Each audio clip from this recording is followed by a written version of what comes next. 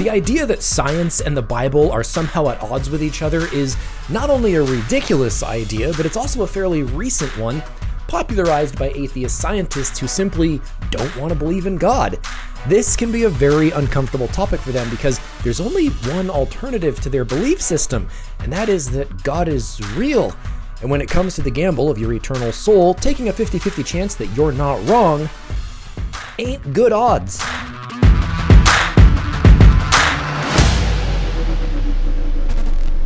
Hey everybody, welcome to another video. My name is Jake. This is Rogue Nation, where I aim to help Christians work through their faith practically, biblically, and all other lees. In this series, I'm discussing 20 essential questions that every Christian should have an answer for. I mean, obviously, there are a lot of questions that Christians should have answer for, but these are just 20 that I hear come up a lot. And what I'm presenting in these videos are merely ideas for some answers, okay? There are definitely better answers out there. Don't just listen to me. Check out Pastor Mike Winger, Pastor Alan Parr, Wes Huff, Frank Turek, lots of cool folks out there on YouTube. I mean, heck, Melanie Mac Go Boom has an awesome Bible channel, but, you know, I understand she may not be everybody's cup of tea with the tats and the gamer girl vibes. My goal in these videos is to get you started. Okay, if you're a Christian, hopefully there's a thread of something in here that you can latch onto to formulate your own response. If you're not a Christian, maybe these videos will help you think of the question from a different point of view. So, okay, today's topic, it's seen a surge in popularity with the rise of anti-social media as people pit the Bible against science in comment sections all over the internet. So let's break this down a little bit.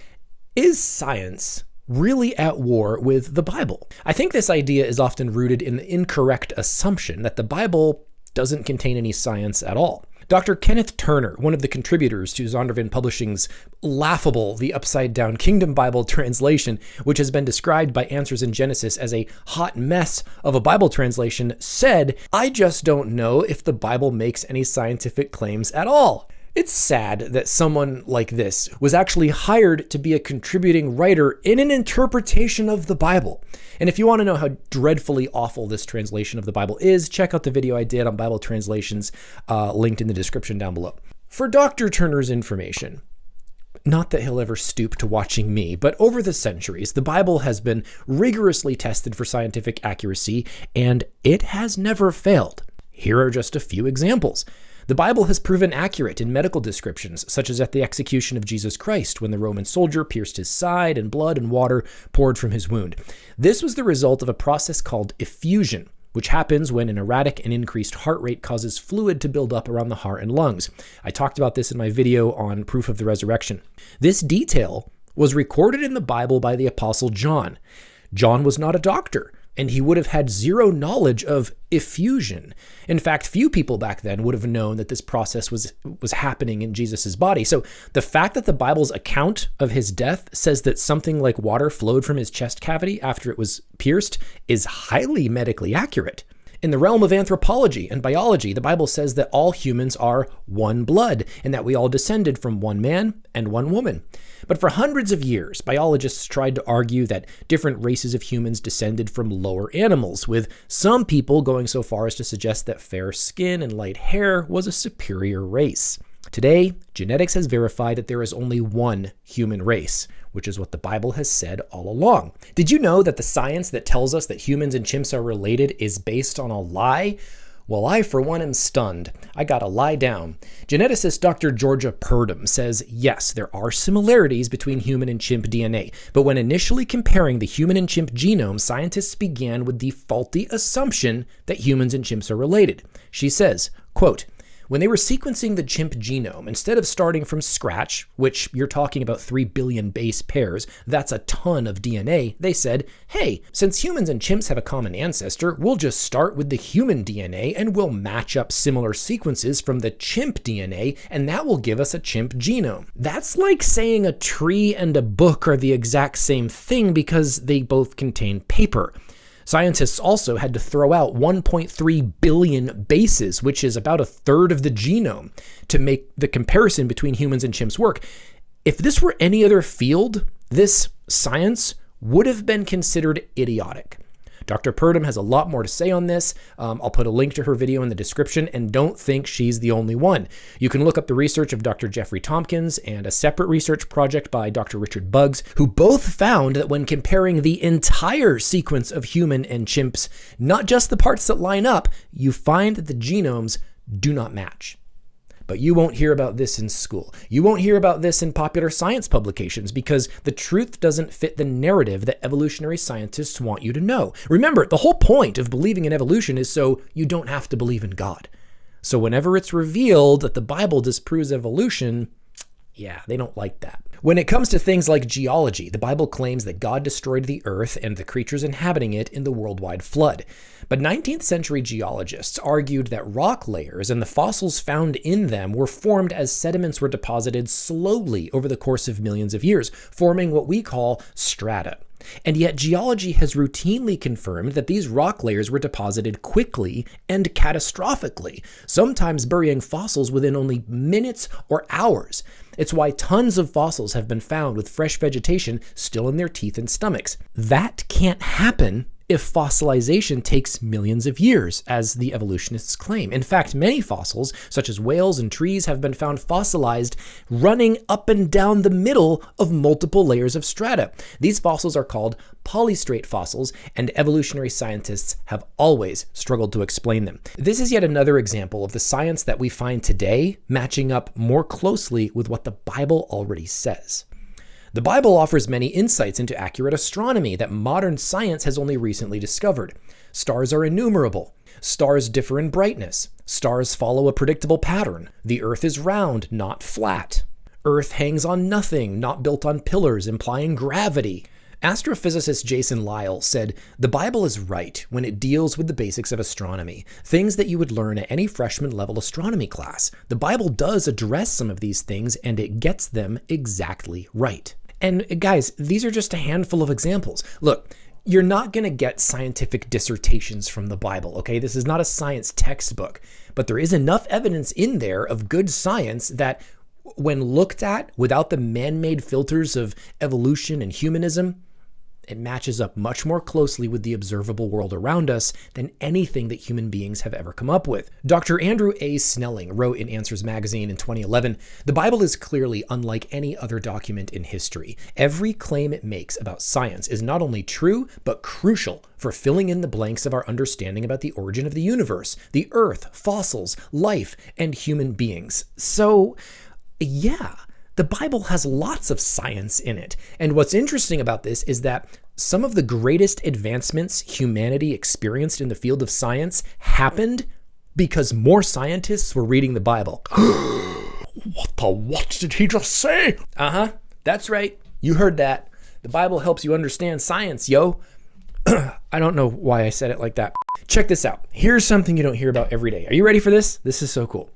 Evolutionary scientists made many predictions about what we would find when we pointed a telescope into deep space.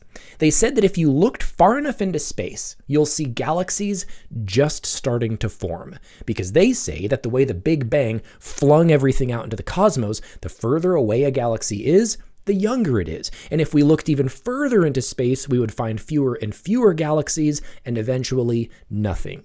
They claimed there would be no heavy elements among those distant galaxies, like oxygen, because those heavier elements take millions of years to form. So in younger galaxies, you'll see lighter elements like hydrogen and helium, okay?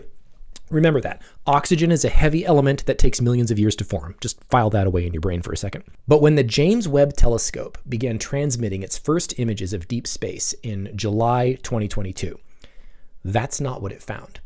Instead of fewer and fewer galaxies, it found more and more galaxies, brighter galaxies, and even secular scientific publications such as Live Science admitted that this was a difficult discovery to explain. But you want to know who didn't think it was difficult to explain? Creationists. Christian astrophysicist Jason Lisle said during a May 2025 lecture, which you can watch on YouTube, it's a great lecture and I'll put a link in the description. He said that he made some of his own predictions about what the James Webb Telescope would find. He said it would find many galaxies, even at great distances. He said we wouldn't find baby galaxies like his evolutionary colleagues believed, but instead find fully mature and beautifully structured galaxies. And guess what? That's exactly what the telescope found. Dr. Lisle said, "We found fully formed, massive, and well-structured galaxies because I know that galaxies didn't evolve from baby galaxies. I know that God spoke them into existence on day 4 of the creation week." How in the world could Dr. Lisle have accurately predicted this? Genesis chapter 1, verse 2 says there was water at the beginning of creation. Water is made of what? H2O. O is what? Oxygen. According to the creation account, God made the stars a couple days later. So wouldn't it stand to reason that the heavy element of oxygen would be present in deep space? Yeah. Dr. Lisle was so confident in his predictions of what the James Webb Telescope would find, he even correctly predicted what secular scientists would say when they found out they were wrong. He said they would say that the universe must be older than they thought, which is pretty much the same excuse they give whenever they can't explain something with their erroneous evolutionary ideology. He made these predictions in January 2022. And sure enough, around August, September that same year, evolutionary scientists started saying galaxies started forming much earlier than previously thought. You can check out the references on your screen for a few examples where they struggle to explain and cope with their flawed science. Science and the Bible are not at war, but secular scientists will never admit this because they rarely present an accurate history of science and its relationship to religious beliefs. In his book, Return of the God Hypothesis, I think I have that. I wasn't sure if I pulled it out. I borrowed this from my uncle. I do have to give it back to him. Secular scientists not only assert that science and theistic belief currently conflict, but they also say that science and religion have nearly always been at war. For example, in the television series Cosmos, Neil deGrasse Tyson, who I'm a big fan of, by the way, I learned so much from that guy, but he essentially said that in order for science to advance, people must throw off the shackles of religion. He said scientific advancement really began in the 17th century with the birth of Newtonian physics, which is true, but Tyson claims that physics undermines the need for a master clockmaker because physics alone perfectly explains the precision and beauty of the solar system. Okay, it's reasonable to see how physics can keep the universe in motion, but who invented physics? Where did the laws of motion and precision and beauty come from? This is the kind of stuff that evolutionists, atheists, and skeptical philosophers cannot explain. The idea that science and religion are at war is a bald-faced lie. It's also a fairly recent lie. It's only in the last couple hundred years or so that mankind has had difficulty factoring the idea of a benevolent creator into the origin of life. And it's because of their own fabricated theories. Check this out. This cracks me up. Theoretical physicist Simon Singh wrote in his book Big Bang that the reason the 19th century scientists started leaning toward the idea of an infinitely old universe was because, quote, if the universe has existed for eternity, then there was no need to explain how it was created, when it was created, why it was created, or who created it. Scientists were particularly proud that they had developed a theory of the universe that no longer relied on invoking God. Do you see what they've done? Secular scientists, so determined to not believe in God, invented an idea that explains everything just so they don't have to believe in God. And this is the lunacy upon which all of their science is based. The whole concept of the Bible being at odds with science was popularized in John Draper's book, History of the Conflict Between Religion and Science, and Andrew Dixon White's A History of the Warfare of Science with Theology and Christendom, among a few others. These books were a kind of revisionist history, an attempt to smear Christianity and convince people that in order to advance science, they needed to abandon the idea of God. These books, and many others like them, deliberately ignore the mountain of historians, philosophers, and scientists who noted that belief in God, specifically the God of Christianity, played a decisive role in the rise of modern science. Track with me on this. Okay, this is very interesting. Peter Hodgson, an Oxford physicist and historian of science, said that we can observe throughout many ancient civilizations the ability to develop deep scientific methods with what he calls the material necessities of science. Now, pay attention to this. I know some of these names and science-y terms can make some people go droopy-eyed, but follow me on this, okay? Dr. Hodgson basically said that in order for a people group to begin advancing in areas like medicine, philosophy, biology, astronomy, a civilization needs a few basic things, like an ability to record data, A civilization needs people who have the time to sit and think about the world and how it operates. They need easily available food and water that frees them from having to worry about where their next meal is going to come from.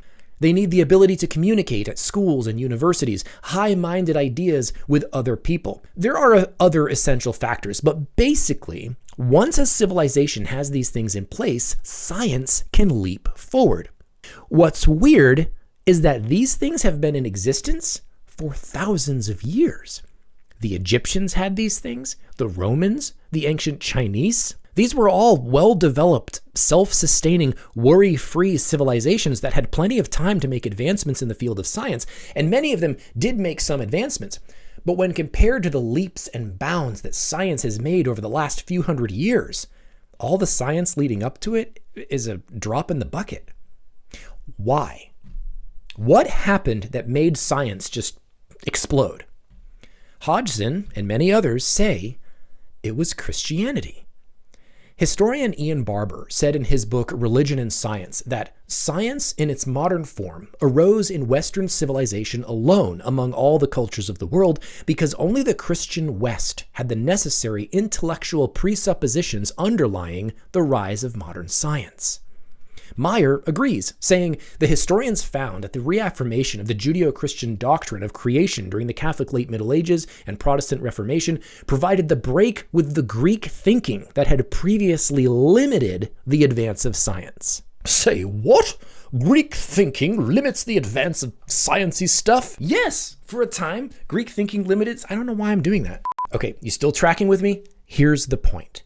The thing that some historians and scientists have been realizing is that once the Bible started to become widely available for more people to read, like after the mid-1500s-ish, the ability to view the world, science, philosophy, through a biblical lens opened up more people to new ideas about science.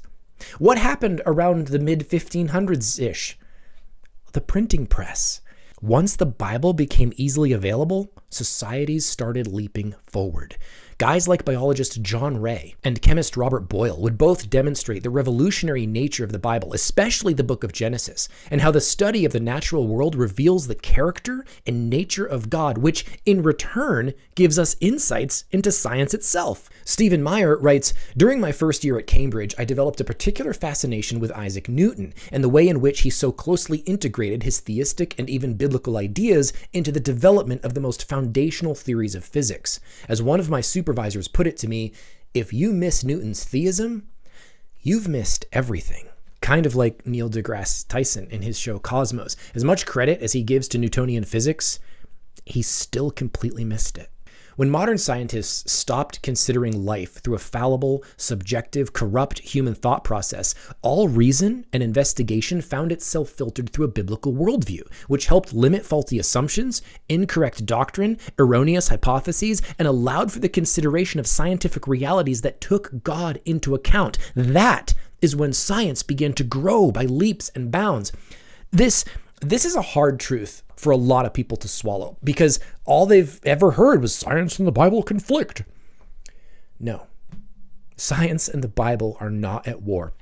They never have been. Quite the contrary. The great scientific advancements that led to the era of modern science were rooted in deep belief in God and the Bible as an infallible source of wisdom and understanding. What's kind of sad is that now mankind has sort of reverted back to archaic Greek thinking, with humanistic philosophies that go in circles and conclude very little apart from what man already thinks he knows.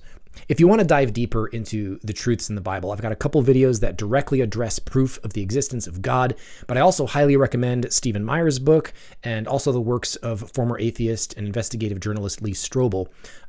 Ken Ham, Steve Groman, Answers in Genesis, and this book that I'm still going through, I Don't Have Enough Faith to Be an Atheist. Good book so far. Guys, this is Rogue Nation, where I'm trying to help Christians think through their faith in a logical, practical, biblical way. Please hit that like button, consider subscribing for more videos featuring my mediocre-looking mug, play nice in the comments, and thanks for watching. Until next time.